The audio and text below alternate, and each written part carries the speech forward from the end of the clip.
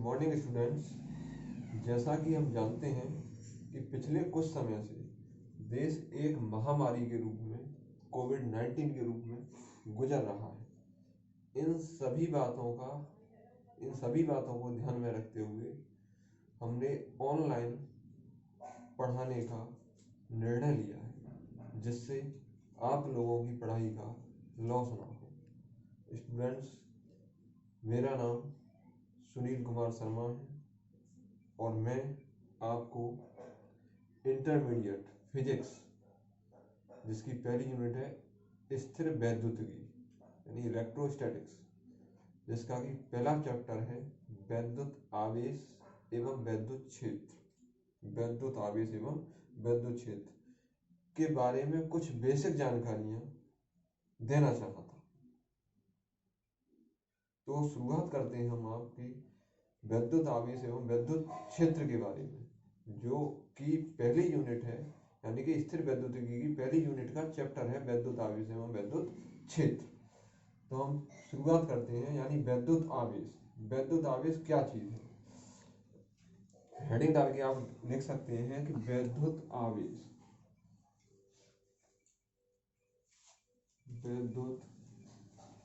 यानी कि electric charge and electric field, यानी वैद्युत क्षेत्र बाद में। पहले वैद्युत आवेश के बारे में बात करते हैं। आवेश, वैद्युत आवेश है। वैद्युत आवेश द्रव्य का वह गुण है जिसमें वैद्युत आवेश द्रव्य का वह गुण है जिसके कारण वैद्युत तथा चुंबकीय प्रभाव का अनुभव किया जाता है।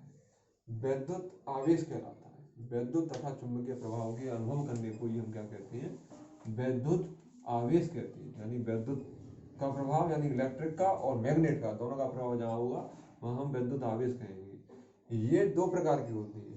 ये कितने प्रकार के होते हैं? दो प्रकार की। कौन कौन से? नंबर एक, धन आवेश, तो बोलते हैं पॉजिटिव चार्ज, और दूसरा होता है ऋण आवेश। ये होता है नेगेटिव चार्ज। ठीक है, ये दो प्रकार के होते हैं, धन आवेश और ऋण आवेश।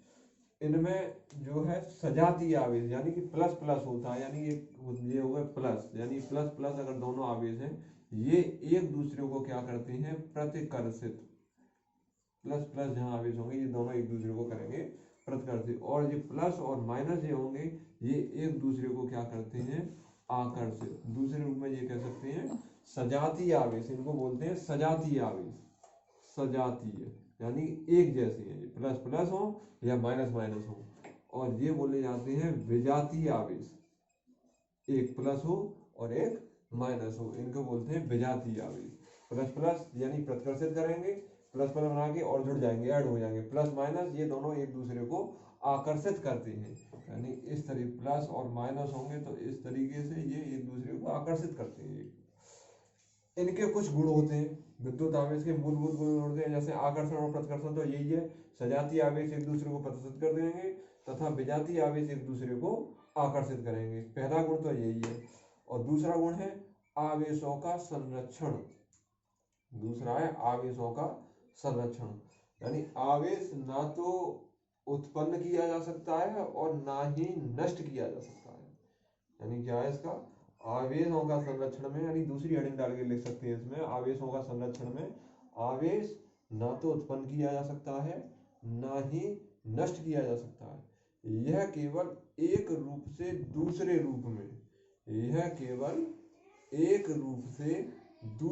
में परिवर्तित किया जा सकता है। जैसे तुमने देखा हो कांच की छड़ है, उसको रेशम पर रगड़ने से प्लस माइनस पर चेंज हुआ, माइनस प्लस पर हो जाता है।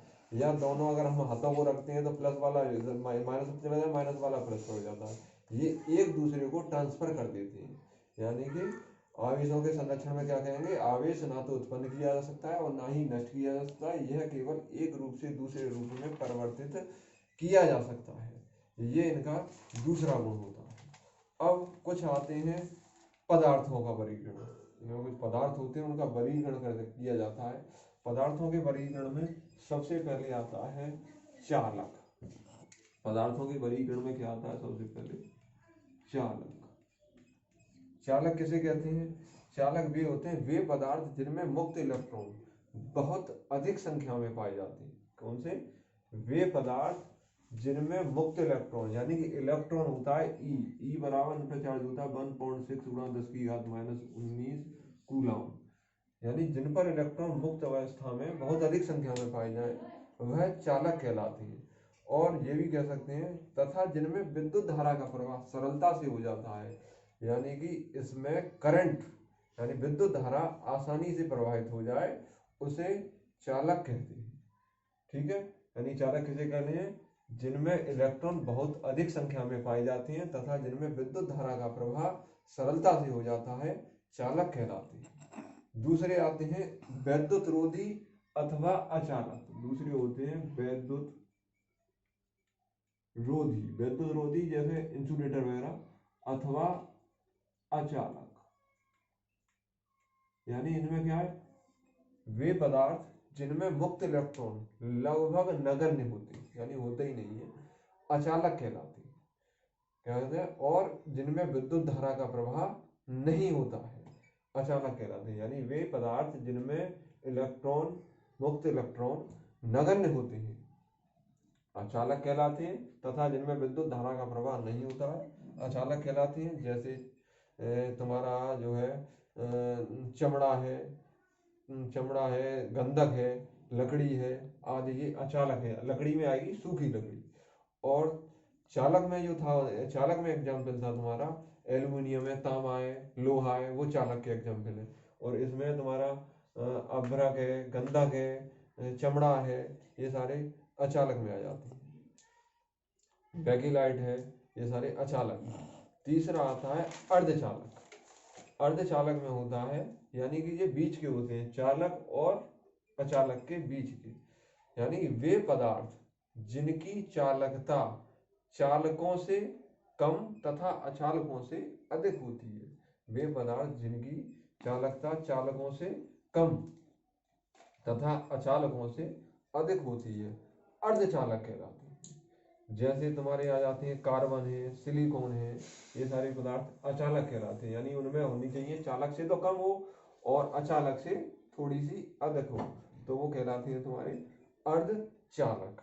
एक और होते हैं परावैद्युत पदार्थ। इनमें क्या होता है? वे पदार्थ जिनमें ये होते हैं वे पदार्थ जिनमें अचालक, ये मतलब अचालक पदार्थ होते हैं वे अचालक पदार्थ जिनमें वैद्युत प्रवाह बिना वैद्युत चालन के संचरित होता है, परावैद्युत कहलाते हैं। जैसे कांच है, मोम है, रबड़ है, ये आदि, ये तुम्हारे परावैद्युत कहलाते हैं। उसके बाद आता है आपके लिए कूलाम का नियम। इंपॉर्टेंट है, पहले से ही शुरुआत होती थी कूलाम्स लॉ।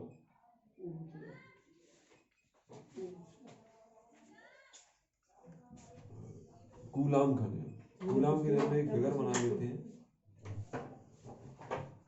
ये दो स्थिर बिंदु आवेश हैं Q1 और Q2, जिनके बीच की दूरी क्या है? स्मॉल। अगर ये फिगर तैयार है तो ये कूलाम का नियम भी तैयार हो जाएगा। क्या है? इसमें दो स्थिर बिंदु आवेश यानी स्थिर वैद्युतिकी में आवेश हमेशा स्थिर ही रहते हैं, यानी क्या रहते हैं? आवेश स्थिर रहते हैं। यहाँ क्या है? किन्हीं दो बिंदु आवेशों के मध्य लगने वाला आकर्षण अथवा प्रतिकर्षण बल, यानी ये दो स्थिर बिंदु आवेश हैं, इन दोनों के मध्य लगने वाला आकर्षण अथवा प्रतिकर्षण बल दोनों आवेशों यानी Q1 और Q2 दोनों आवेशों की मात्राओं के गुणनफल के अनुक्रमानुपाती तथा उनके बीच की दूरी के वर्ग के व्युत्क्रमानुपाती होता है। क्या हुई डेफिनेशन?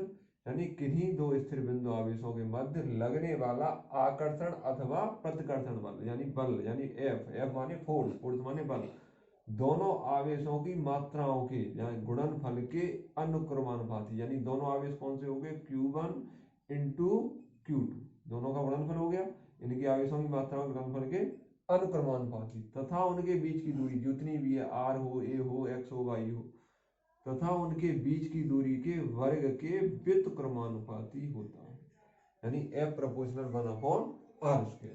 ये समीकरण नंबर 1 हो गया, ये समीकरण नंबर 2।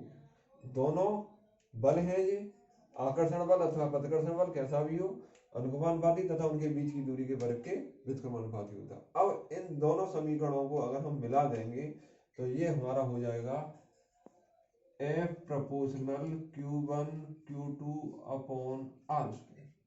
क्या हो जाएगा? F proportional Q1 Q2 upon R square. अब हमें प्रोपोर्शनल हटा करके बराबर का चिन्ह लगाना है, तो हम क्या कर देंगे, F बराबर K Q1 Q2 upon R square. क्या हो जाएगा? F बराबर K Q1 Q2 upon R square, यानी बल का मात्रक होता है न्यूटन। क्या होता है? न्यूटन। अब जहां यानी प्रोपोर्शनल हटाया, के लगाया, जहां के एक अनुक्रमानुपाती नियतांक है, यहाँ क्या है, के एक अनुक्रमानुपाती नियतांक है, परंतु प्रयोगों द्वारा हमें के का मान के बराबर कितना प्राप्त होता है, 1/4πε0। के का मान हमें क्या प्राप्त होता है, 1/4πε0, यानी कि जहां ε0 बराबर होता है 8.85 गुणा 10 की घात -12 कूलम स्क्वायर प्रति न्यूटन मीटर स्क्वायर। इसको कहते हैं निर्वात की, ε0 को कहते हैं निर्वात की वैद्युतशीलता। कहते हैं ε0 को निर्वात की वैद्युतशीलता। अब क्या हो गया हमारा, F बराबर क्या हो जाएगा, 1, यानी के की जगह पर हमें क्या लिखना है, 1/4πε0। क्या हो जाएगा जी, 1/4πε0 Q1 Q2 upon R square. क्या हो गया हमारा पास, के बराबर हो गया 1/4πε0। अगर हम इसको सॉल्व कर लेंगे, किसको, यानी 1/4πε0 को, तो ये हमारा 9 गुणा 10 की घात 9 न्यूटन मीटर स्क्वायर प्रति कूलम स्क्वायर प्राप्त होता है। इसको सॉल्व करने में, यानी 1/4πε0 की पूरे की वैल्यू होती है 9 गुणा 10 की घात 9 न्यूटन मीटर स्क्वायर प्रति कूलम स्क्वायर। कैसे सॉल्व होते हैं, 1/4 इंटू 3.14 गुणा 8.85 गुणा 10 की घात -12, इसको सॉल्व कर लेंगे तो ये लगभग आ जानी चाहिए 9 इंटू 10⁹9 न्यूटन मीटर स्क्वायर प्रति कूलम स्क्वायर तकरीबन। यानी मात्रक भी ये वाला मात्रक इसका जस्ट अपोजिट है। ठीक है, अब मात्रक इसका न्यूटन ही चलेगा। ठीक है, 1/4πε0 Q1 Q2 upon R square, ये हो गया। अब यानी कि हमारे पास क्या है,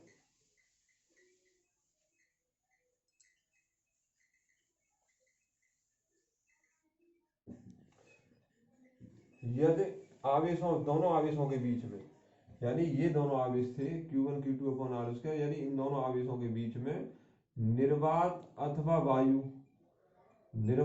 वायु हो,